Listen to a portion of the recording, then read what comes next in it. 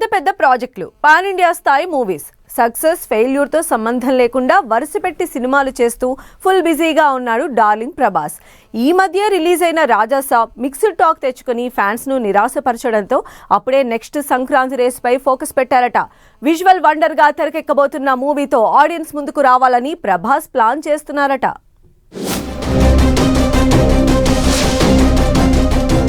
ప్రభాస్ మరోసారి సంక్రాంతి బరిలోకి దిగనున్నాడు అని టాలీవుడ్ వర్గాల్లో టాక్ నడుస్తోంది.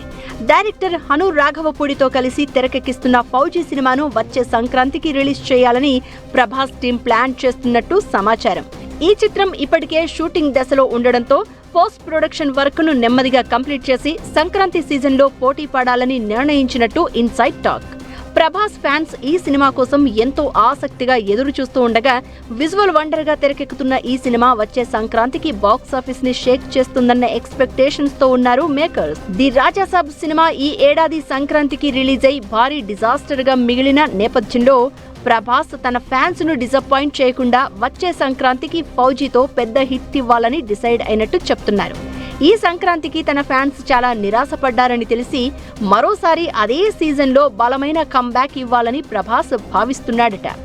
ఈ మూవీలో ప్రభాస్ డిఫరెంట్ లుక్ లో కనిపించనున్నాడు అని, హను రాఘవపూడి స్టైల్లో ఎమోషనల్ యాక్షన్ ఎంటర్టైనర్ గా రూపొందుతోందని టాక్. తెలుగుతో పాటు హిందీ, తమిళ, కన్నడ, మలయాళ, బెంగాలీ భాషల్లో ఈ మూవీ రిలీజ్ కి ప్లాన్ చేస్తున్నారట. ఫౌజీ సినిమాలో ప్రభాస్ సరసన ఇమాన్వి నటిస్తోంది. మైత్రి మూవీ మేకర్స్ నిర్మాణంలో పాన్ ఇండియా స్థాయిలో భారీ హంగులతో రూపొందుతోన్న ఈ సినిమాలో ప్రభాస్ ఓ కొత్త అవతారంలో కనిపిస్తారని అంటున్నారు.